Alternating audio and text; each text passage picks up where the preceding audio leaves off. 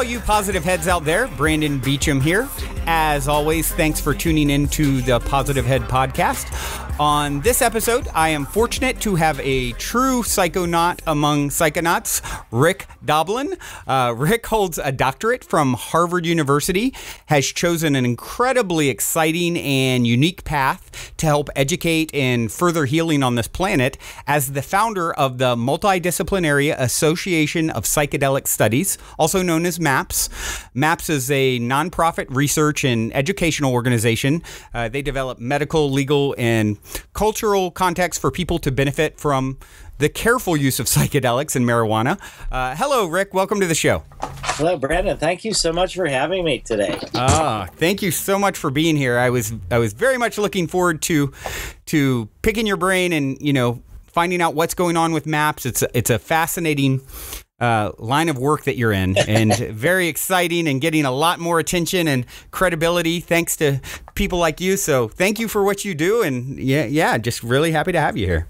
Well, thank you for what you do, because we feel like the research is important, but the public education is even more important, because it's the public education that really builds support for the research. And we're emerging from decades and decades of suppression of research into psychedelics and into marijuana, and things are changing, but it's changing because of public opinion is changing. And so I really appreciate the opportunity to educate more people about what we're doing.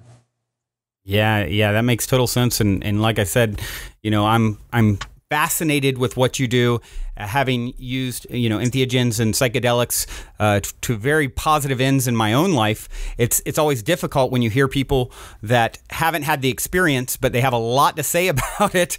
And, and of course it's been, you can't always fault them because it's been embedded in their brain, so to speak, from the time they were small children, how wrong and bad and stay away. And, all drugs are, it's all drugs and it's all bad, and it's really just not the case. There's so much good that can come from the use of some of these plant medicines and so forth. And so, it's a pleasure to play a small part in helping to educate, people out there. Yeah, that's great. One of the big problems of the whole system of prohibition is that it has to do with a lot of misinformation designed to scare people. Right. And honest drug education has fallen by the wayside. And then when young people are starting to realize that a lot of what they've been told is wrong, then they start questioning everything they've been told, and not everything they've been told is wrong. So the credibility that's lost by the kind of education that people have been getting is really a major cost and underappreciated. And so I think what we'll be doing during our discussion is I'll really try my best to respond in a complex way, not just it's all great or it's all terrible, but, in a more nuanced way. Absolutely. Well, yeah, I think there is some, like anything, it's not just black and white. Like most things, there is some pros and cons and things to be careful for, and it can be certainly, just like a bucket of French fries can be dangerous in the wrong hands, so can psychedelics. So I have a bunch of great questions for you here. Like I said, I was so looking forward to this. So to dive right in, the most important question first: what psychedelic were you on when you decided to start MAPS? Well, let me see. I probably I probably wasn't on any psychedelic whatsoever. Oh wow! I was on marijuana when I had the idea to switch from studying psychology to studying politics. That was the switch that led me to Harvard, to the Kennedy School of Government. Okay. And so marijuana is tremendously helpful for creativity and for when I've reached stuck places. I think the closest answer I could give to your question is that MAPS was really started about trying to make MDMA into a prescription medicine. And it started because in 1986, so 29 years ago is when I started MAPS. Wow. But actually, in 1984, I started another nonprofit prior to MAPS called the Earth Metabolic Design Lab. And that was an organization that we created, two women and myself, Elise Agar and Debbie Harlow. We created it because it was clear that MDMA, which had been used as a secret therapy drug, even though it wasn't illegal, from the middle 70s to the middle 80s, it was used as a therapy drug under the code name ADAM, ADAM, which is sort of like, the Garden of Eden and that clarity and the purity, and also it's a little bit of a scramble of MDMA. So it was known as ADAM. Right. And when I learned about MDMA in 1982, and I was really surprised to learn about the underground psychedelic psychotherapy movement, that it was thriving. I thought it was completely non-existent. But by the time that I learned about MDMA, some of the people who had taken MDMA in these therapeutic settings decided that there was a major financial opportunity and that it would do a lot of people some good. And so they decided to market it in more public settings under the name ecstasy. And that meant, unfortunately, that it was doomed, the legality of it, because this was the time of Ronald and Nancy Reagan and the Just Say No movement. And, so the drug war was escalating. And here we had a drug, even though it wasn't causing any problems, it was a drug. And people were using it and using it at parties. And so it was clear that it was going to be criminalized at some point. And so Debbie and Elise and I started Earth Metabolic Design Lab in 1984 as a vehicle to defend MDMA once it became a subject of DEA's efforts to criminalize. And so we organized people. We even did a study, kind of a quiet study, a safety study of MDMA with doctors and psychologists, looking basically at safety issues relating to blood pressure and heartbeat and temperature and neurocognitive function, things like that. And so in the summer of '84, the DEA filed a notice in the Federal Register saying that they were ready to criminalize MDMA. And within 30 days, I managed to get together a bunch of people and contact a big DC law firm, and they agreed to work for us on a pro bono free basis. And so then I went to DEA and filed a request for a hearing to discuss about MDMA. And we ended up winning that hearing. And unfortunately, the DEA administrative law judges, they just make recommendations to the head of the agency. They don't decide things definitely themselves. They don't have the power of a regular judge. So they made a recommendation that MDMA be Schedule 3, which means it would be available as a therapeutic drug, but it would be illegal otherwise outside of therapeutic settings. Okay.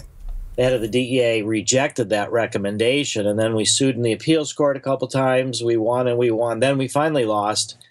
And that's where I realized that the only way to bring MDMA back was through the FDA. And so that's where I started MAPS in 1986 as a nonprofit pharmaceutical company, basically, focusing on psychedelics and marijuana. So if I was under the influence of any psychedelic when I was thinking about it, it was probably MDMA. Right. Wow, this truly has been a life work then. And, even going on the website now, people will see, which is maps.org, MAPS.org, for all you listening out there. You guys have on there your highest priority project is to make, of course, you've got your hands in all kinds of different research and projects, but your highest priority project is still to make MDMA legal on the site. I believe it says like by 2021 or so. Yeah. And if that actually happens. Why that time frame? How did you come up with that time frame? 36 years since MAPS was started. A little bit slow. So one of the things that we've done is we have hired former officials and people from big pharma. And in particular, the woman, Amy Emerson, that's in charge of our clinical research, used to work for Novartis, one of the world's largest pharmaceutical companies. And so we've developed a timeline of all of the studies that we need to conduct and the meetings with the FDA in order to develop MDMA into an FDA-approved prescription medicine. And so our timeline is currently projecting 2021, and we're on track. I mean, it's ridiculous, you might think, for 6 years from now, but it takes a lot of time. And so basically not only a lot of time, it's going to take about $20 million too. And of that, we already have over $6 million. Wow. And we don't need it all at once. We need it over multiple years. So we're, of course, appealing to donors, because the U.S. government, the National Institute of Mental Health, the last time they funded psychedelic research was in 1966. Yeah, that's a minute ago. That was a while ago. They might come around again. But we're not relying on government funding. Pharmaceutical companies aren't interested because MDMA is a drug that was invented by Merck in 1912 and patented in 1914. So it's in the public domain. And the uses are also in the public domain. So Big Pharma, they don't understand anything about psychotherapy. They just understand pharmacotherapy. And how can they make money? And if it's in the public domain, that's not very helpful to their bottom line. Yeah, it really, even if they could figure out psychotherapy, because this is MDMA-assisted psychotherapy, it's not the drug that's the treatment, it's the drug therapy combination. Right. So big foundations are not interested, at least not yet, because of the controversial history of MDMA. So it falls on individuals, and we've got over 2,000 donors and have over a $2 million budget last year. And that's escalating as we move forward. So the idea here is really just that through donations, we'll be able to make, we believe, MDMA-assisted psychotherapy into a prescription medicine. And then there's a program that the FDA has called data exclusivity, and that's for drugs that are off patent and there's no use patents. So what it means is that nobody can use our data for 5 years to argue to sell for a generic, MDMA as a generic basis. I see. And it takes, once 5 years is up, people can apply for their drug to be a generic. It takes the FDA about a year to review all the documents and make sure it's done properly. So more or less, we're going to have 6 years. Now, somebody else could do research with MDMA themselves, either for PTSD or something else, and we would help them do that. But that's the only way that we would have competition, in a sense, for selling MDMA. So if we even sell it for a little bit more than it costs us, our hope is that we will earn enough money from that to use to pay for additional research.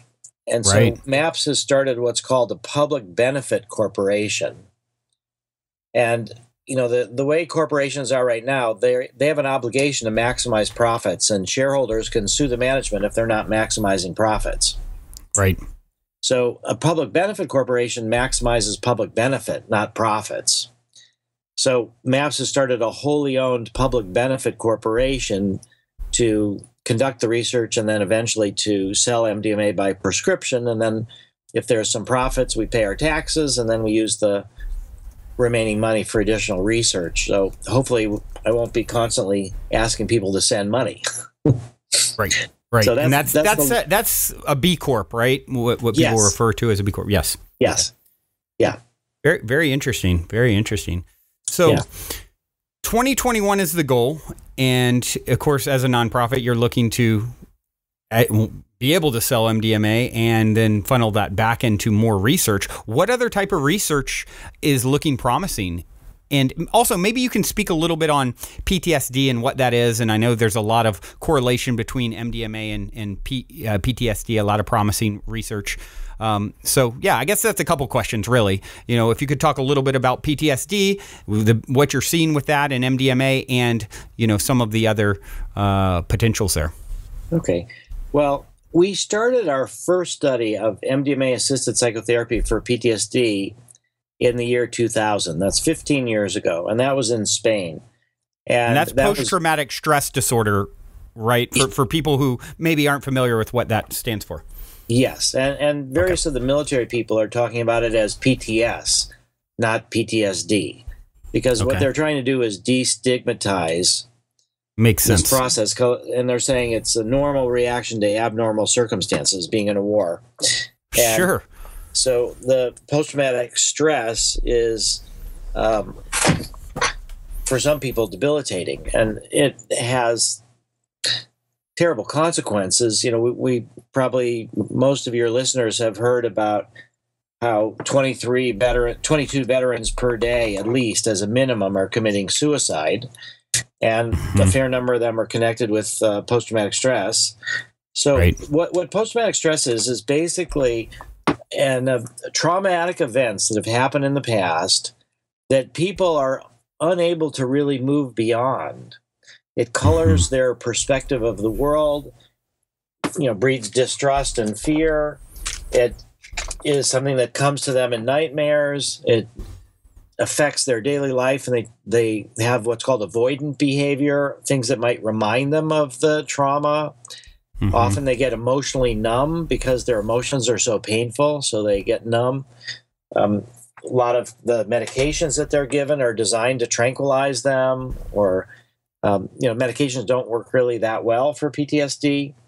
So it's a disorder where people are stuck in the past, and the powerful impact of the past colors the present and dims people's view of the future as well.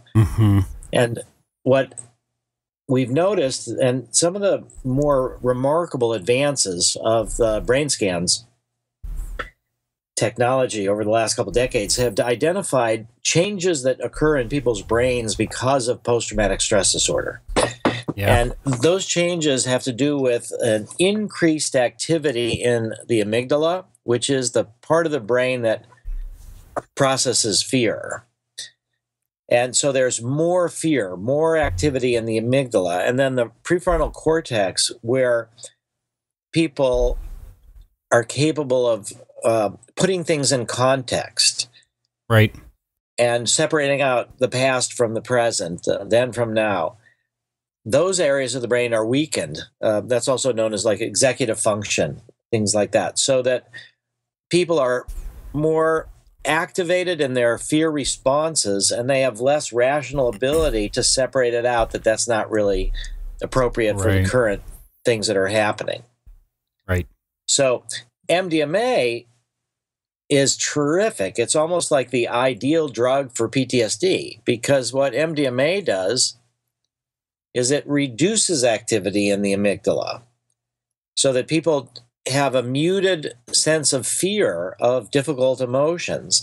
And MDMA enhances activity in the prefrontal cortex, where people can take these memories and sort of properly file them. And then MDMA also stimulates incredible hormonal release of oxytocin and prolactin. Oxytocin is the hormones of nursing, nurturing, bonding, love. Prolactin, the same. So that the kind of sense of connection and pro-social behaviors are stimulated by MDMA, and it also triggers a release of serotonin, dopamine, and norepinephrine.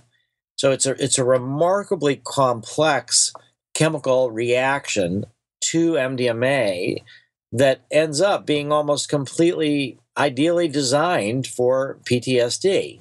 Wow, that's so interesting. And then when it's combined with supportive psychotherapy,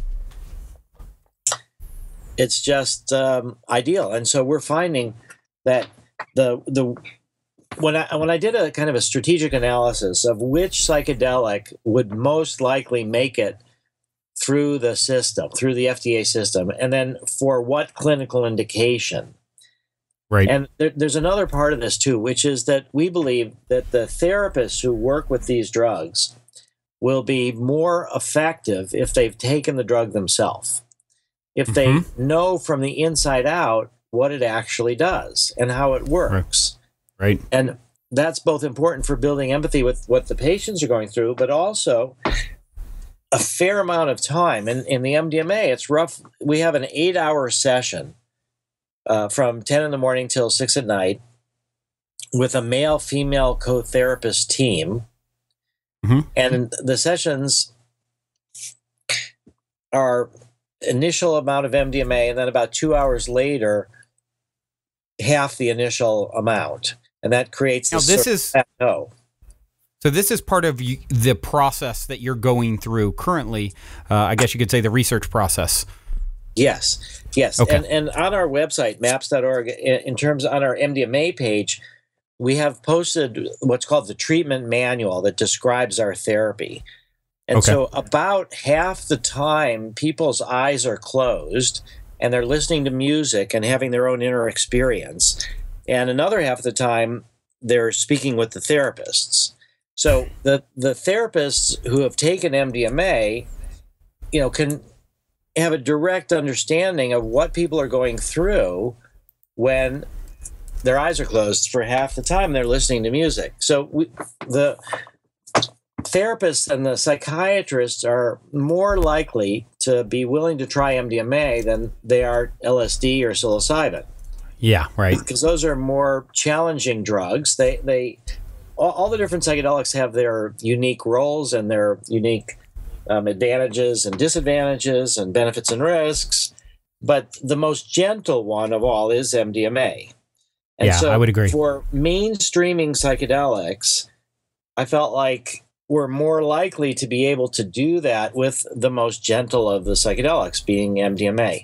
And then you start looking around and think, well, what is MDMA really good for? I mean, we all know about ecstasy at raves, and people talk about it as the hug drug and the love drug. And there's a lot to be said for couples therapy. MDMA is fantastic for couples therapy. It helps people. There's another part of it, which is just this self-acceptance, self-compassion, self-acceptance. It's a total heart opener. Yes, it's a total heart opener. People become better listeners. They also have this sense of confidence in their selves, so that they want to hear what people have to say honestly, rather than, say things just to bolster their ego. They really want to know what it is. So. Right. What people really think. So it's terrific for couples therapy, but couples therapy is not something that we can ever make MDMA into a medicine for, because you can only make drugs into medicines for diseases. FDA is focused on diseases, and difficult relationship is not a disease, or even a good relationship. There's always deeper ways of listening and loving. So, isn't it interesting that it's so boxed in, and meanwhile here is a great example of, a scenario where it's highly beneficial to every part of the beings that are going through the experience, yet it doesn't fall into this particular box, so it's thrown out instantly. Yeah.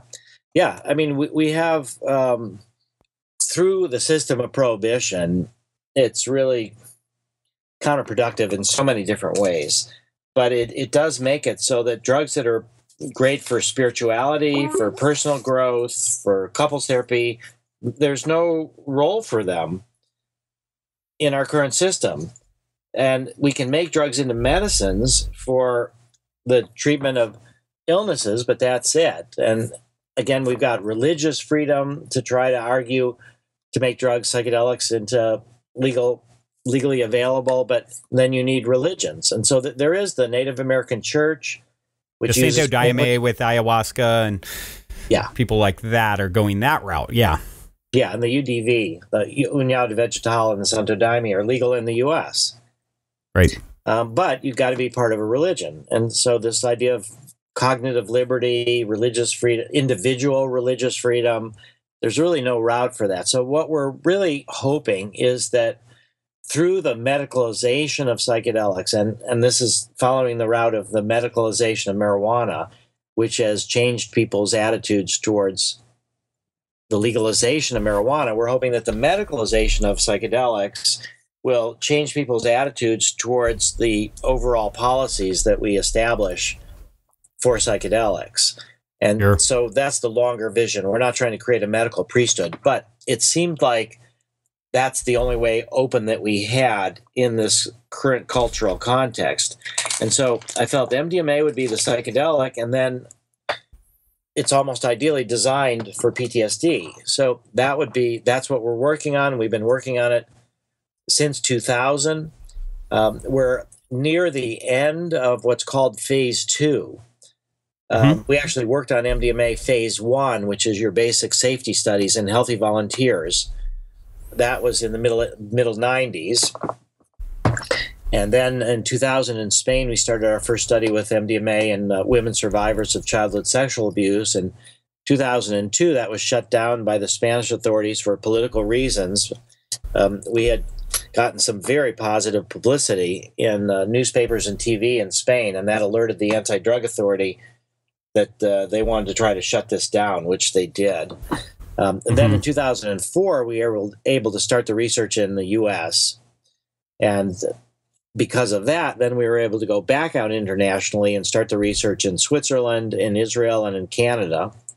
And so we're getting close to completing phase 2. In fact, we're going to have all the data, the primary outcome data from our studies, our phase 2 MDMA PTSD studies, by around October of this year.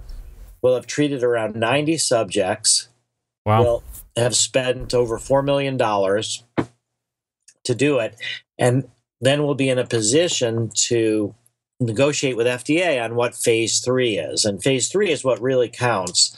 Those are your large-scale, multi-site studies to generate information about safety and efficacy. And we're currently guessing that we'll have to treat around 400 people in phase 3, and that's why it'll take towards 2021. But you also asked, what are some of the other indications? So we're doing work with MDMA with autistic adults with social anxiety.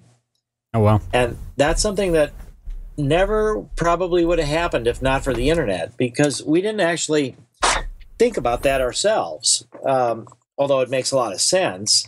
But young people who have been on the Asperger's, been on the autistic spectrum, have gone to raves, have taken ecstasy, and some number of them have felt that it really benefited them.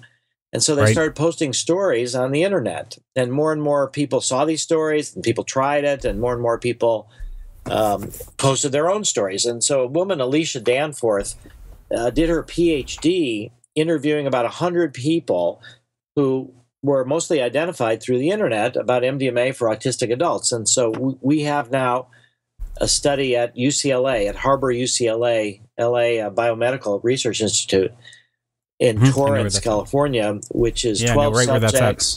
Yeah, we've got already 7 treated. We're getting really good results. Then we also have a study that we're just starting up in San Francisco for people with a life-threatening illness who are anxious about dying.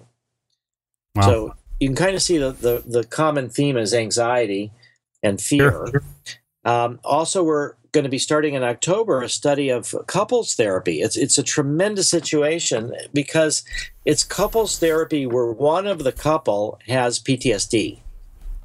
And this is a new approach that was developed by researchers affiliated with the Veterans Administration, and they call it cognitive behavioral conjoint therapy, conjoint meaning couple.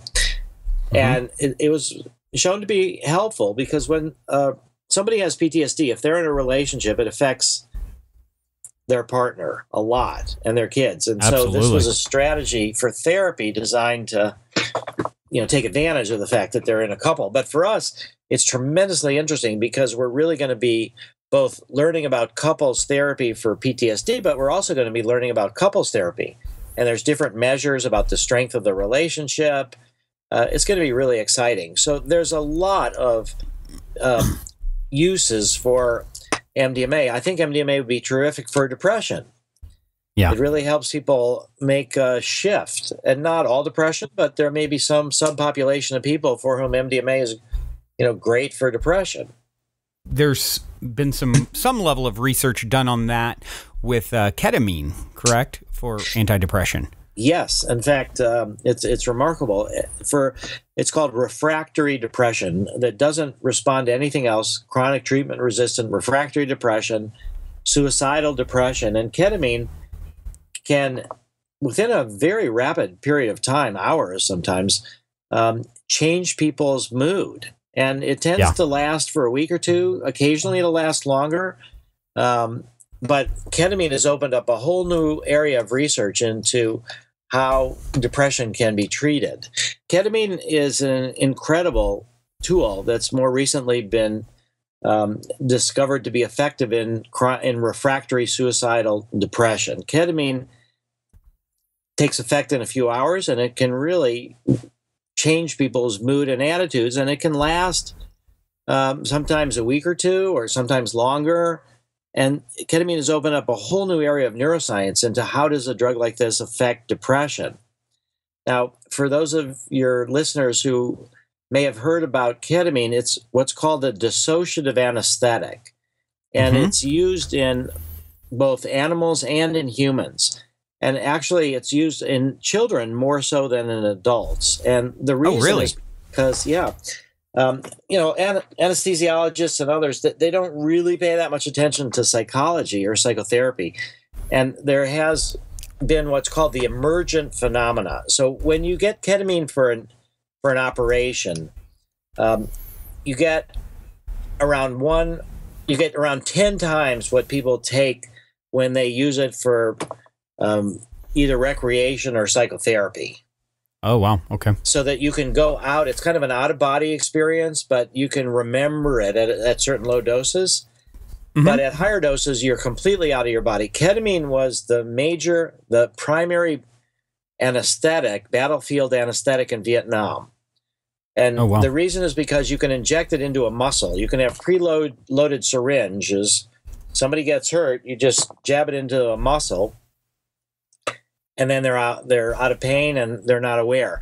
But when either in those kind of situations or in operations, when people start coming down, they pass through this sort of psychedelic level. Right. People aren't prepared for that. And you can imagine you've just been operated on, you're in pain, and then you're tripping. And for whatever reason, children are more able to handle this. Maybe they're closer to their imagination. Right.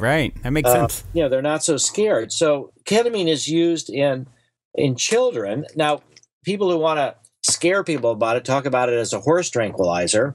Yeah, that's what you always hear, the reference. And it is a horse tranquilizer, and it's used by veterinarians. And one of the other reasons why it was the main battlefield anesthetic in Vietnam and why it's used in animals is it doesn't affect respiration, meaning that people can still breathe, whereas some of the other anesthetics slow down everybody's muscles, and that's why you need artificial respiration. So ketamine is relatively safe in that way, and it has this remarkable effect of helping people who are depressed, get out of it. And again, it doesn't always last. Often it doesn't, but it's really opening up a brilliant new area of research. And I think MDMA in different mechanisms of action could also be helpful for depression. Now, we're also doing work with ibogaine, which is a root from Western Africa, and it's used in the treatment of opiate addiction.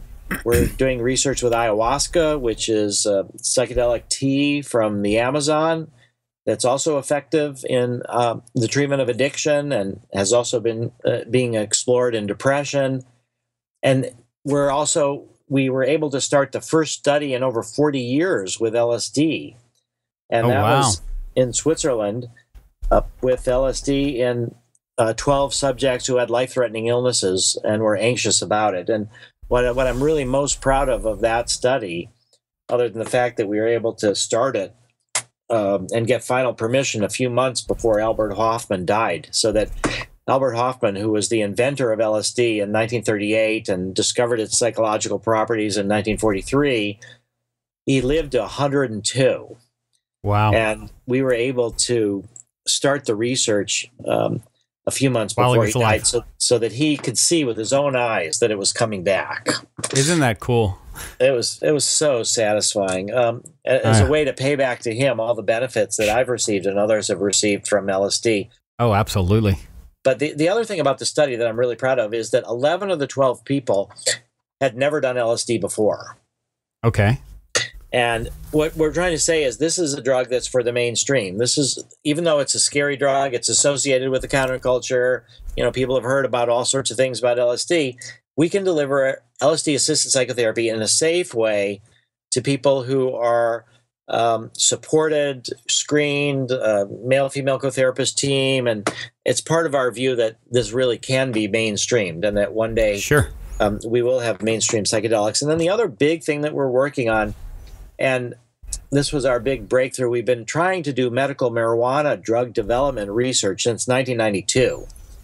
And we've got FDA permission at various times, but the National Institute on Drug Abuse, which has a monopoly on the supply of marijuana for research, DEA licensed marijuana. Now, of course, there's marijuana everywhere. There's 23 medical marijuana states, 4 states that have legalized marijuana in the District of Columbia.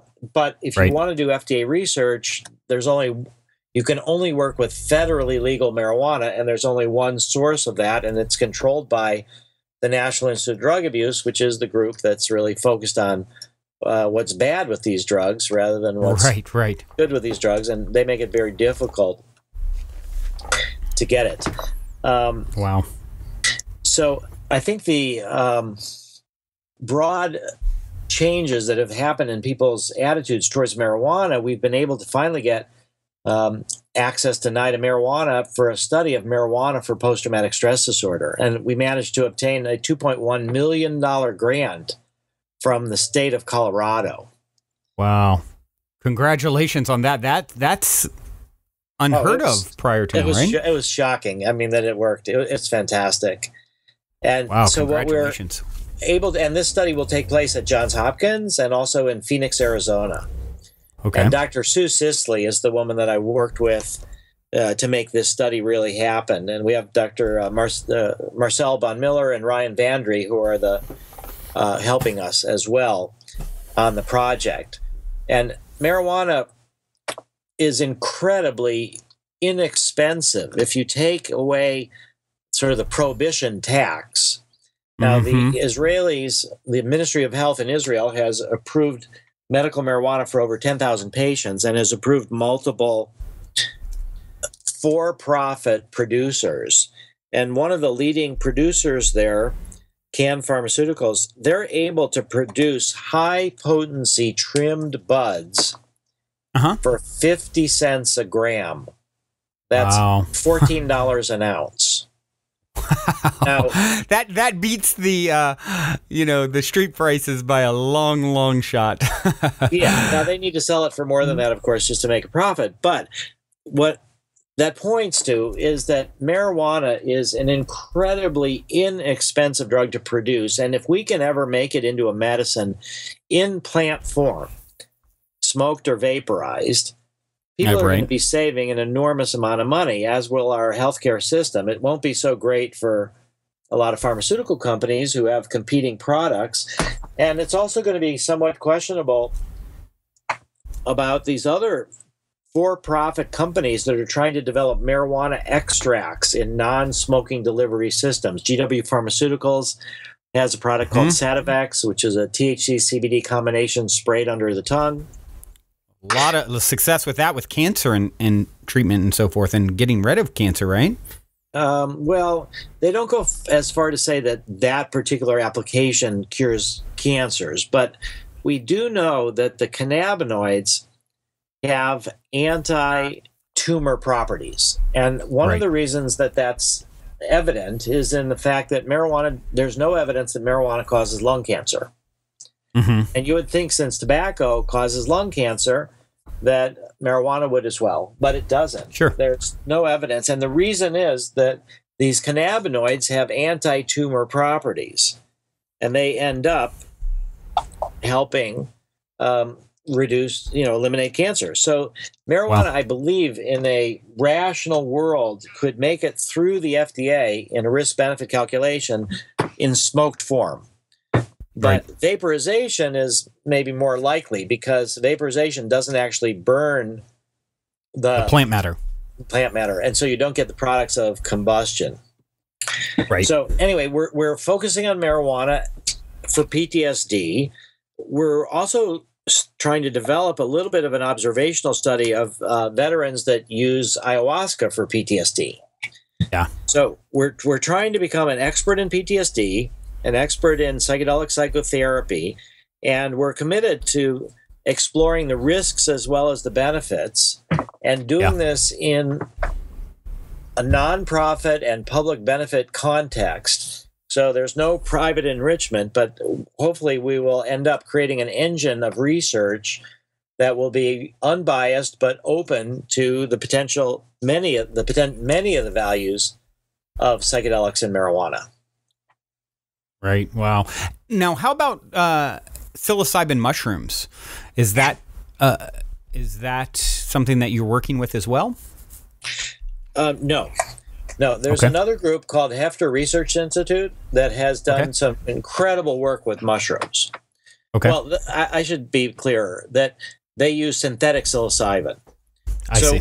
When we do this research under the auspices of the FDA or other regulatory agencies around the world, we need a standardized product.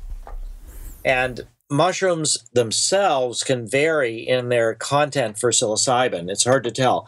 So the research is being done with synthetic psilocybin. And I guess this raises an important point. And you've talked a little bit before about plant medicines. And my personal view is that people have kind of a romantic notion that if it's from nature, it's good, they'll trust it. And if it's from the laboratory, they're more suspicious. Sure. But I don't think there's a logic to that. I think that a molecule is a molecule. You'll have the same kind of experience. And so many people have learned so much from LSD. But LSD is a synthetic drug. After Albert developed it, though, many, many decades later, he learned about lysergic acid amide. LSD is lysergic acid diethylamide. And lysergic acid amide can be found in morning glory seeds. Oh, wow. So there's a drug similar to LSD that's found in nature, but LSD is not found in nature. MDMA is not found in nature, but it comes from sassafras. Sassafras, right. And saffrol. But again, it's chemically modified. So I personally feel that it's the respect and the approach, the context that we create for these drugs that determines if they're going to be therapeutically beneficial or if they're going to be harmful, and that it's more about that context and that careful use than it is about whether it's from nature or from a lab. Interesting. Interesting distinction. Can view that differently. But, there's a lot of poisons in nature as well, so you can't just automatically assume. So I think overall what we're doing is when I started MAPS in 1986, no drug had ever been made into a medicine through a nonprofit organization. And in 1999 was the first drug that was ever made into a medicine through a nonprofit organization. And that drug was the abortion pill, RU46. Oh, wow. And it was made into a medicine by the Population Council, which was started by John D. Rockefeller III. And it was funded by the Warren Buffett, donated over $5 million, and some of the Pritzker family supported it as well. And that really opened the door. And since then, we have the Gates Foundation is supporting nonprofit drug development, mostly for drugs for Africa, for poor countries, for different parasites, malaria, things like that. And there's another company called One World Health that started developing drugs for poor countries in a nonprofit context. So the whole idea of nonprofit drug development is not so unusual anymore. And the idea of doing this with psychedelics, in a sense, that's not that unusual either, because in the 40s, 50s, and 60s, even also in the 20s with mescaline, these drugs were extremely interesting to psychiatry, to neuroscientists, about what they told us about the human being and about the brain. And it was only in the 60s and then the next couple of decades, until more recently, that these drugs were stigmatized, they were criminalized, they were driven underground.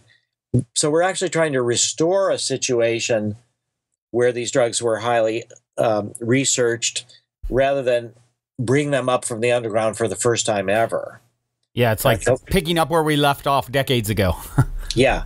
And a lot of people don't really understand that prior history. They just think of these things as party drugs, and that's why they were criminalized, and don't really know that, in a way, the whole understanding of the neurotransmitter systems in the 50s and 60s really developed in large part around LSD, because the idea that a chemical of such minute amounts, millions of grams, you know, Right. I mean, when LSD is a full psychedelic dose is 250 micrograms. Right. It's incredible. It's less than 1 milligram. And Yeah. you can have effects at 20 micrograms. So how does a drug so tiny have such profound effects? And that led people to start trying to figure out about neurotransmitters. So Stan Grof, who's the world's leading expert on the therapeutic use of LSD, he said that LSD is for the study of the mind what the microscope is for biology and the telescope is for astronomy. Oh, wow. And so That's we an have interesting. been suffering like Galileo and Copernicus, where the church, said Right. the Earth really is the center of the universe, and we don't want to hear about anything from your telescope, and we're going to criminalize it. We're going to burn you at the Yeah. stake. Father Bruno, who supported that's Galileo, was burned at the stake. So it's a similar kind of thing. I think it's an apt analogy that LSD is like the telescope and for the study of the mind, and that we are now emerging from this period of suppression. The dark ages, so to speak, The right? dark age. And I do want to make one other point, which is that people tend to think, even some people on MAPS' staff, that psychedelics are inherently counterculture. Yeah. And I strongly disagree with that. Because here's the analogy there, that psychedelics do dissolve boundaries, they dissolve certain preconceptions, they are challenging a lot of things that people have learned in the status quo. But that can be, in a healthy culture, the way I would look at it is it's like people are scouts, and they scout out, they go out into new territory, and they bring back information about where the culture could be going, what's out there. And they're scouts that they may be involved with change, with motion, with movement, with transformation, but they're not inherently countercultural. They're just a scout part of the culture looking into the future. So I think that is the challenge that we have, is to reframe psychedelics as, tune in, turn on, drop out, undermine the culture, and reframe that into this can be encased in a cultural context where these kind of scouts are appreciated rather than feared. Absolutely. So I really think that a lot of our work is about the mainstreaming of psychedelics. And it's not something that we have to have this inherent struggle with the culture. And so I think when we talk about what comes after prohibition, and we want to talk about building a post-prohibition world, that can be a mainstream idea rather than we have to go off in some small island, country in the middle of the Pacific or whatever. I think right here in the heart of America, we can do that. And when we think about looking back at history, the foundations of Western culture are the Greeks. And the longest running mystery ceremony, religious ceremony, was called the Eleusinian Mysteries. And that ran for about 2,000 years and ended around 396. So it went way back before Jesus, way back, almost, 1,600 years before Jesus. And it was wiped out by the church, who were, trying to corner the market, and, we're the intermediary between God and God.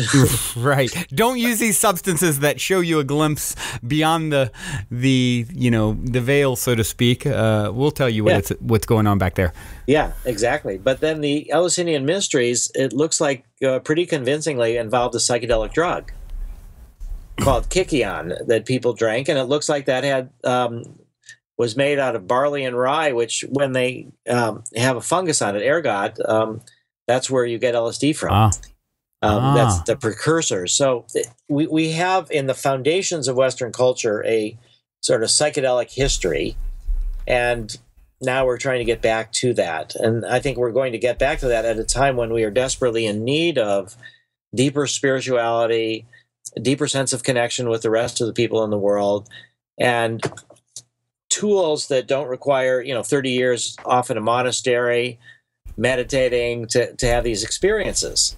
So I think that psychedelics Absolutely. can play a major role in our modern Western culture without it being countercultural.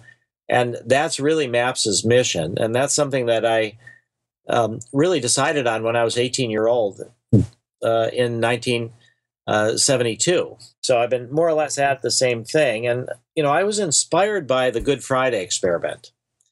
And I'll just briefly share with you that was done in 1962 at Boston University. Walter Pankey was the fellow that did the experiment. Timothy Leary was his faculty sponsor.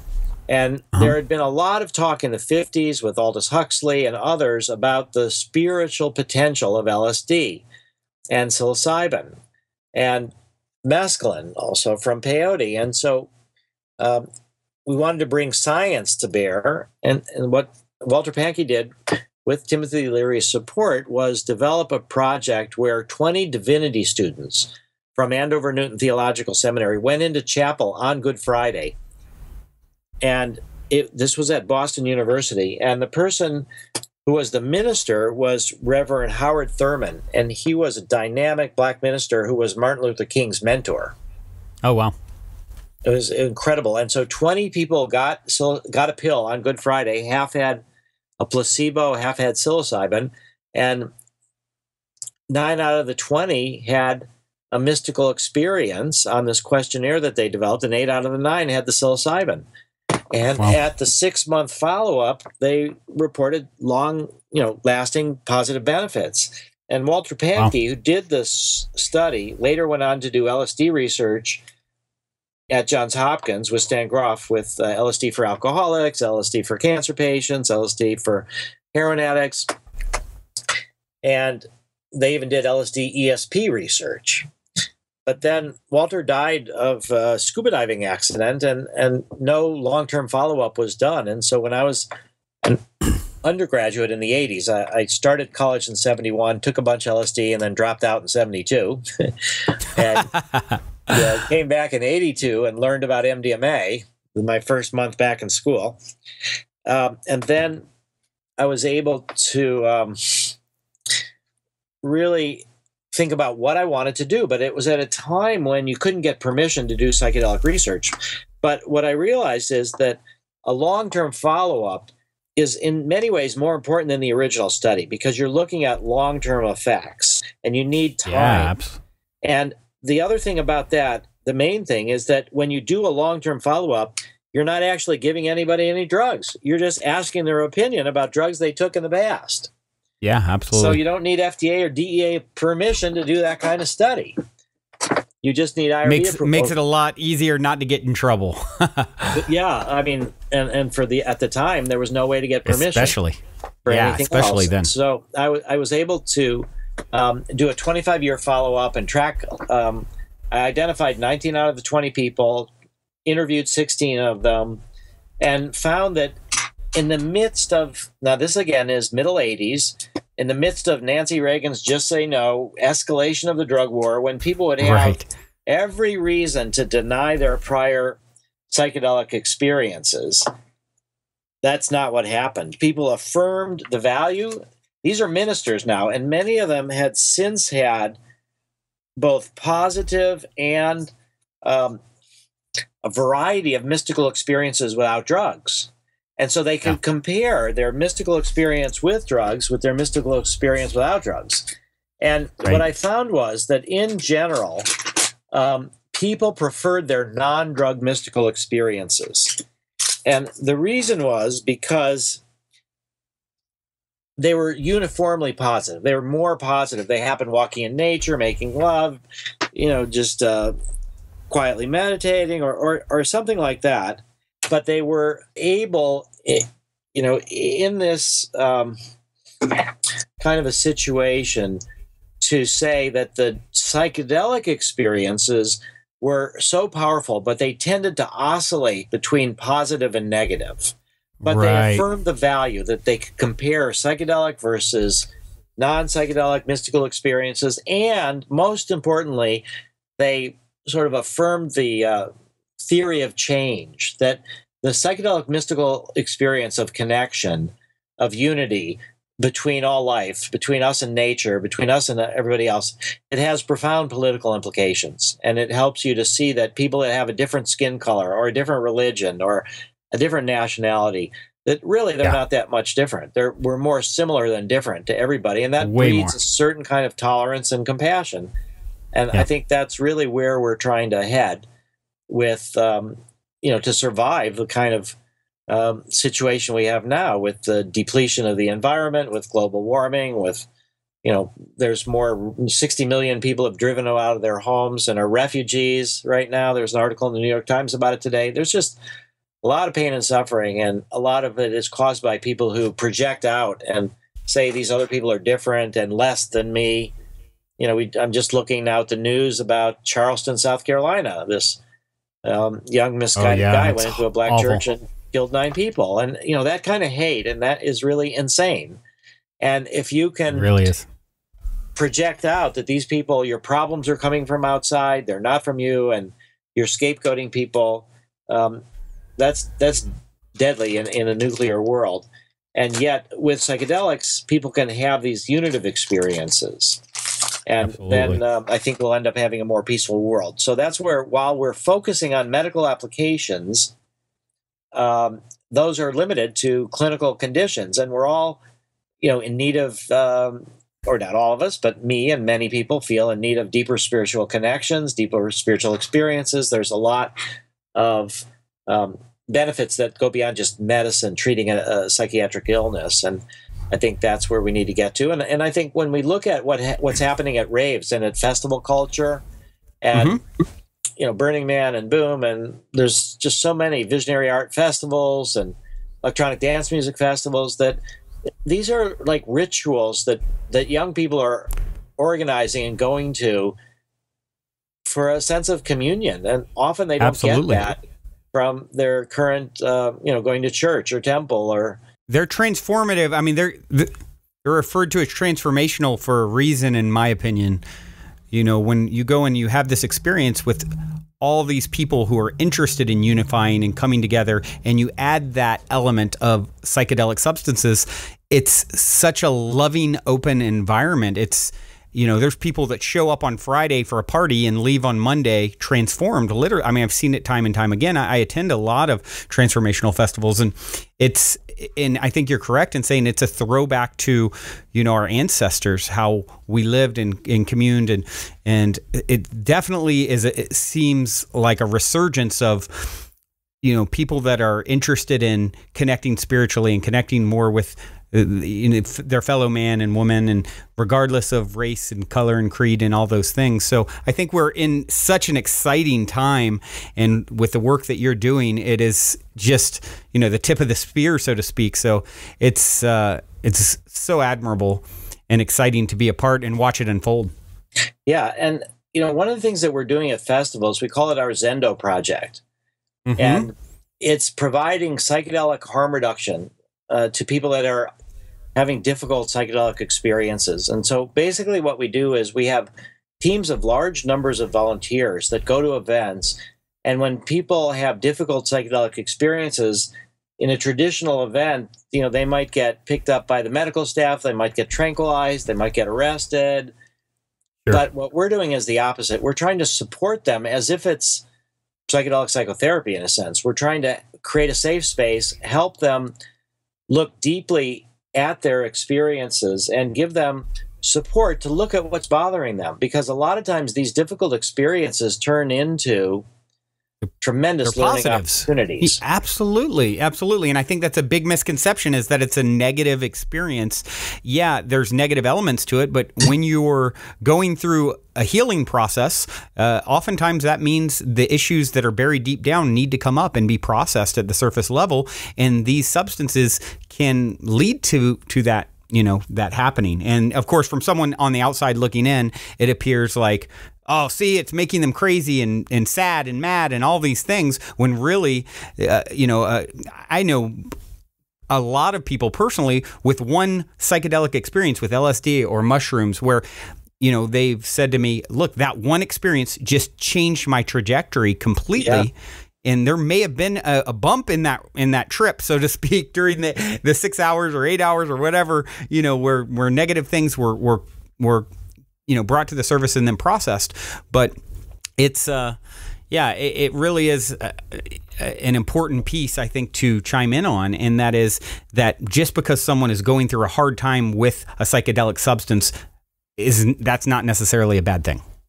Yeah, in our research, we're doing a study right now in 24 veterans, firefighters, and police officers with chronic treatment-resistant PTSD.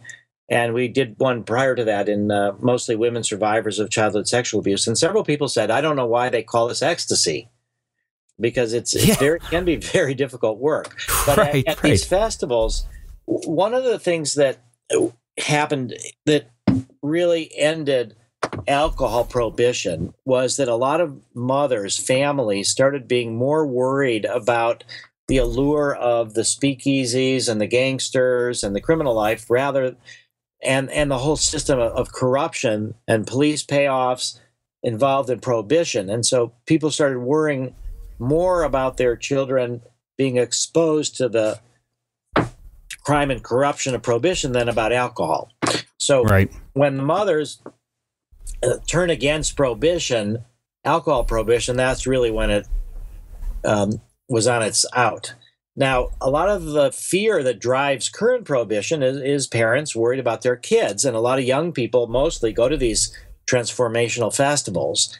And if we can show that in a post-prohibition world, in a world where psychedelics would be legal for adults, that there's a way in which people can be supported through difficult experiences. They're inevitable. Difficult experiences are inevitable.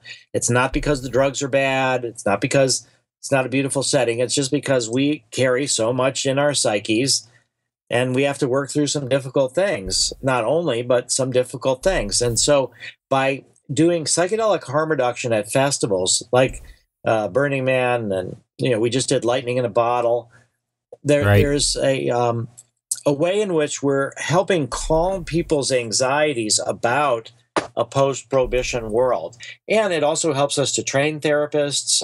And it's just very, very satisfying to take somebody who's, really scared and isn't, know that they're disoriented with psychedelics, and then support them to where they end up feeling like they've actually benefited from the whole experience. And then they go off to the party.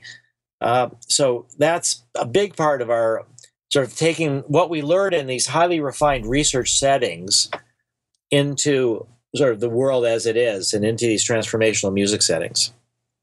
And that's the Zendo project that you're referring to with that. In 2006, we had the 20th anniversary of MAPS, and we decided to celebrate it at Esalen, and at Burning Man. And we worked with Alex and Allison Gray and the visionary artists, and we created this village that was going to show the fruits of psychedelics. And a Zen meditator, Vanya Palmers, decided that he would donate a cardboard Zendo, and they would have people that would be meditating and meditation and dance and MDMA. And so this Zendo structure was meant to be just used 1 year for our 20th anniversary and then burned up. But it was so fantastic, so elegant of a structure that we've saved it. And that's where we do our psychedelic harm reduction. Now, last year there was a massive rainstorm at Burning Man and the roof collapsed, so we're building new ones. and we do have an Indiegogo. It was supposed to last 1 year. It lasted 9 years. And we're having an Indiegogo campaign starting in about a week to raise money to build 2 new Zendos. Oh, wow. In time for Burning Man this year. But I think that's a really big part of our project. And I think I've benefited so much from the transformational festivals that I've gone to. And I think they're incredible. They're really something healthy about them. I mean, people would tend to dismiss them as hedonistic, reckless, and dangerous. And there's a law, actually, that Vice President Biden, when he was a senator, passed in 2001, the RAVE Act. I think it was 2003, actually. And it said that if you are knowingly having an event or rent your home or anything for illegal drugs to be used, that itself is a crime, and you can go to jail and have your assets taken away. Wow. So clubs and festival organizers are scared that if they do harm reduction, that means that they're doing harm reduction. Acknowledging. Yeah. And so it's a perverse situation in that it makes it so that we have a harm maximization policy. Where we want to, and the goal is always been to have tragedies so that it scares people. And that's supposedly our approach towards reducing drug abuse. And it's completely counterproductive. Completely backwards. Completely backwards. So overall, I think we're in a really good situation. More than 50% of the American public is in favor of legalizing marijuana. People are getting more and more disenchanted by mass incarceration and the enormous costs of the prison industrial complex. You know, in California, more money was going to prisons than to public universities. It's just pathetic. And so I think there's this global reconsideration of the whole system of prohibition. And within that reconsideration, there's an openness towards looking finally at the medical benefits of psychedelics and the medical benefits of marijuana and basing our drug education on honesty rather than propaganda. And also there's a growing interest in American commerce in these transformational music festivals. Young people are flocking to these. They're enormous sometimes. Yeah. And I think they're healthy, and they're speaking to a hunger that people have for communion, for spirituality, that they often don't get in their traditional life. Absolutely. Absolutely. It's, you know, you referenced Burning Man Festival. It's one of those things you go to, that one in particular being a week or a week plus, depending when you show up and things like that. You come out, I always think of, you know, coming out of Burning Man, and it feels so odd to be back in, you know, normal civilization again, to use money for the first time again, and these sorts of things. So it really is, it's like going into a alternate dimension, so to speak, that's very, very positive and very healing. And you know, it's just, I can't ever say enough good about it, because it has been such a positive influence on my own life. And of course, the exciting thing for me is you're seeing the shift in consciousness. It's very, you know, it's everywhere. I mean, you go back even 10 years to now, I'm sure you're more, you know, acutely aware of it than anyone, how much the general consensus is changing and starting to look at things more honestly in regards to using psychedelics and so forth. And it's, it'd be fascinating if we could fast forward and see what it looks like 20 years from now, because I think, you know, hopefully we'll be around to see it. And exactly. And here's my historical analogy. So in 1974 was the first hospice. Prior to that, you know, people were really scared of death. They didn't want to talk about it. If you had cancer, people didn't talk about it. And, you know, people and medicine was all about doing whatever they could to stop somebody from dying. And they didn't really care about quality of life or what it cost. It was just, you know, block death at all costs. And that was questioned quite a lot. And people started realizing that death is inevitable. It's a part of life. And that if we can approach it with grace rather than try to run from it or deny it or do whatever, that people can actually have a better death. They can spend more time with their families. They can die at home. They can have more of a quality of life. And so in 1974, the first hospice was created.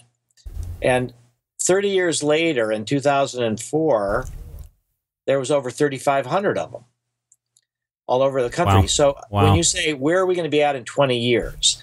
I think that in around 6 years or so, we should have MDMA available as a legal, MDMA-assisted psychotherapy as a legal prescription medicine for a growing number of clinical indications. I believe that after we'll get psilocybin approved, and we'll start having psychedelic clinics. And so I think by 20 years from now, we should have several hundred maybe clinics around the country. And by 25 or 30 years, we should have thousands of them. Wow. That's so exciting. And I can't wait to see how it all unfolds. Now, one other thing that I wanted to ask you about, as if MAPS is not doing enough, you guys are getting into the world of book publishing, right? You're releasing a book. Yes, yeah. Tell me a little bit about that. Yeah, July 19th, we're going to have a book launch in San Francisco at this beautiful spot called the Bentley Reserve. And this is a book by Stanislav Grof. It's called Modern Consciousness Research and the Understanding of Art. Okay. And it focuses on the visionary world of H.R. Giger. He did the work for the art for Alien. And other things. There's a lot of other artists in this book as well. And so this is MAPS's first coffee table art book.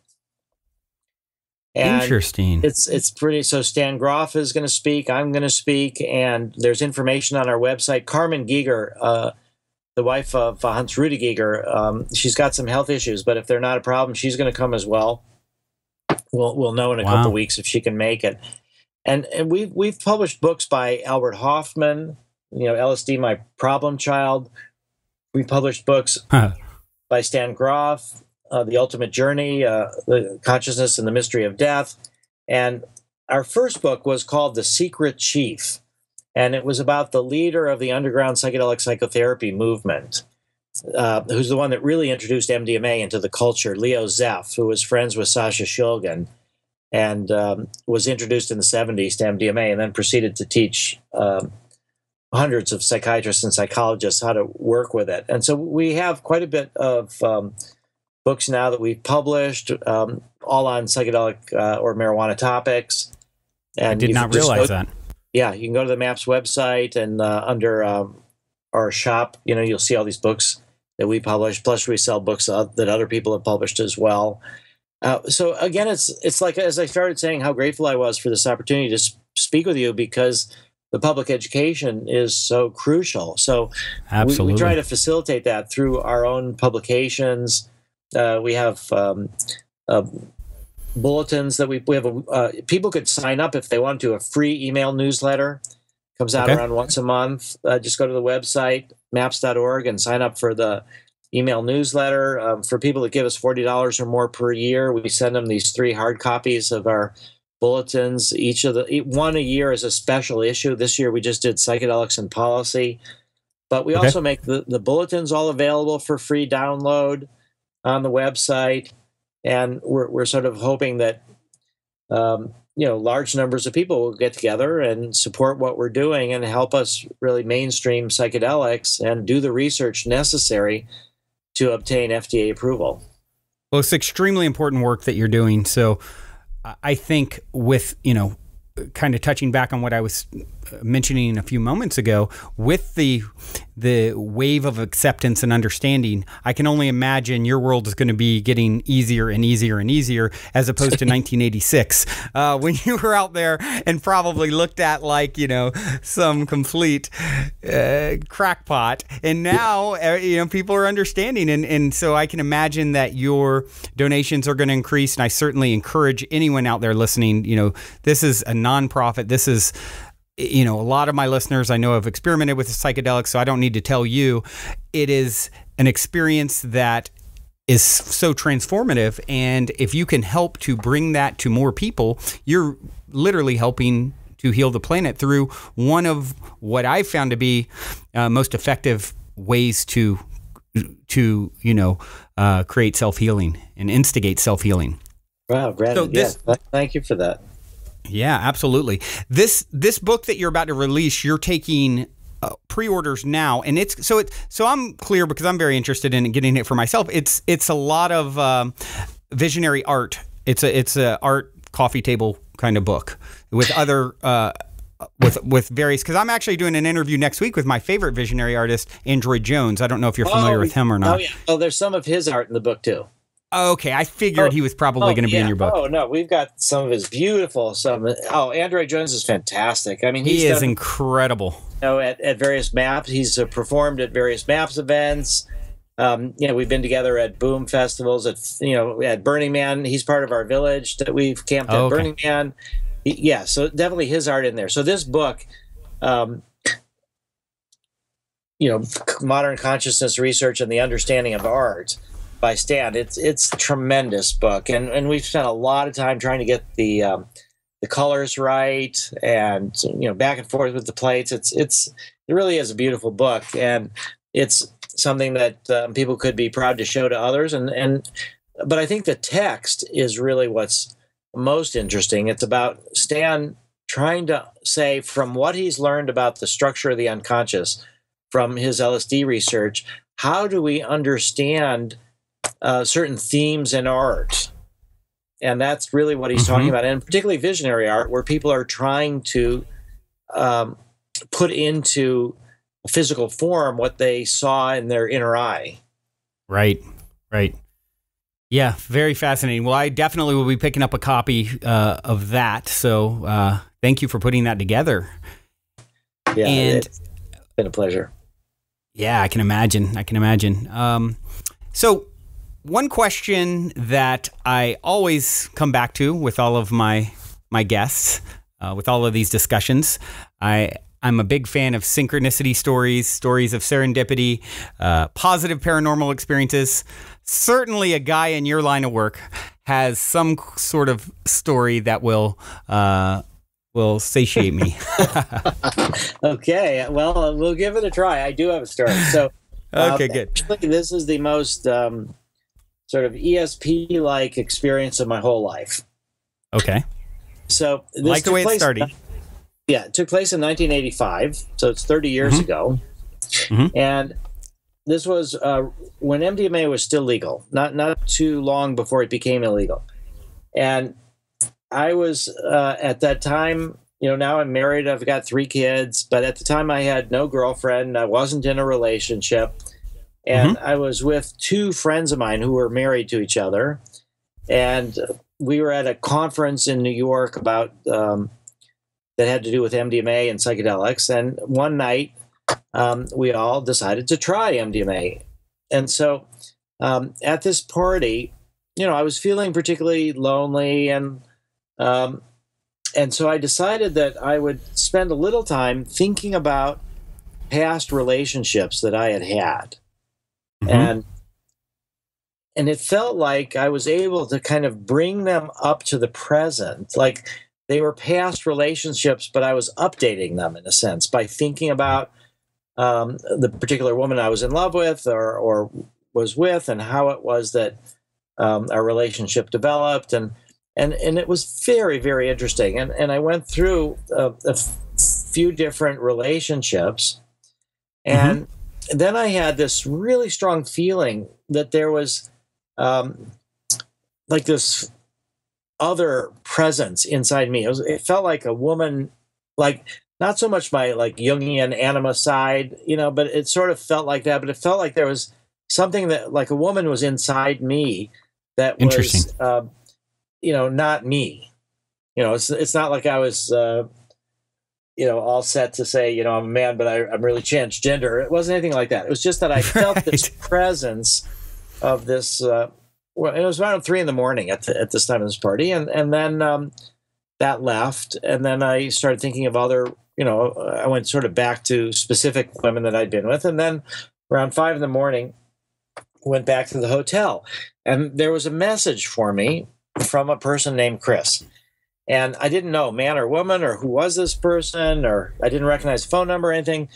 And it was too early to call, so I went to sleep. Later that day, I called Chris, and it turns out that Chris was a woman that we'd been lovers briefly years before, but she had left town, and I hadn't been in touch with her for well over a year. And she wasn't one of the people that I was thinking about.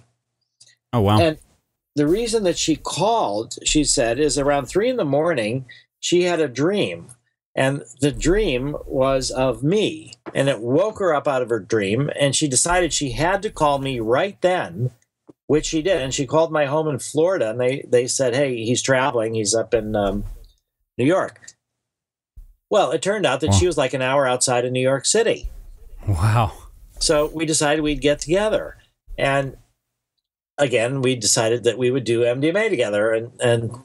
And during the course of that conversation, she shared with me that she was going through this very difficult situation of falling in love with her boyfriend's best friend. Oh, wow. And that she was also developing a problem with drugs. She was getting addicted. Right. And so what it seemed like is that at this moment in the middle of the night, where I was sort of lonely and feeling and thinking about different relationships, and she was at this crucial kind of struggle, difficult struggle in her life, that maybe our unconscious connected to each other in some ways, and that, you know, woke her up out of the dream and she called me. Or else it's just an incredible synchronicity and coincidence. Right. All right. I would think it's, you know, having had those sorts of experiences, or not that exact experience, but some pretty phenomenal experiences like that, where you know, and that's a thing about MDMA or any of these substances, it takes down that veil where you are more sensitive, and it's allowing things in that normally probably wouldn't happen because you're in such a altered state in a good way. So I definitely think that's a phenomenal story that you shared, and I appreciate you sharing that. That's really cool. Yeah, and you know, I never quite you know, felt as lonely. I mean, that really, you know, that sense that somehow on some deep levels we are connected, you know, and that's sort of part of the psychedelic mystical experience, or the mystical experience without psychedelics. And I think really that's what we're all looking for, is this sense of connection, that we're part of this bigger story. And I think psychedelics can help produce that. And that's why I think psychedelics will eventually be legalized and mainstreamed. I agree fully. I think psychedelics give you a glimpse of what you can experience in your regular, you know, state, regular consciousness. You're going into an altered state. Here's a sample of what can be stirred up once you start delving and opening yourself in these ways, opening your heart, opening your mind. And so I think they're a great tool for that purpose. So, well, Rick, this has been really, really fascinating. I've thoroughly enjoyed picking your brain. I know my listeners are going to enjoy hearing everything that you have to say. One last question. I always like to, as if that one wasn't a tough one, you walked through that one without a problem whatsoever. So this is one I always say I like to put people on the spot and ask, what is the meaning of life according to Rick Doblin? This rare opportunity to love and be loved, and try to make the world a better place than we were born into. And whether there's a deeper meaning, or, you know, that's enough. Whether, you know, you don't need any kind of anything more than to know that things matter when we're alive. They matter to us. And if we can be kind and generate more love, that's meaning enough. I like that answer. Love. Yeah, I just saw a quote that I hadn't seen before yesterday, and I absolutely loved it. You made me think of it with your answer. The answer is love. What was the question again? It's John Lennon. So wonderful quote. Yeah. So, well, I think that's a great place to end it, Rick. Thank you so much for joining me. Until next time, remember, as long as you ain't dead, you're already positive ahead. Have a good one, everyone. Be well.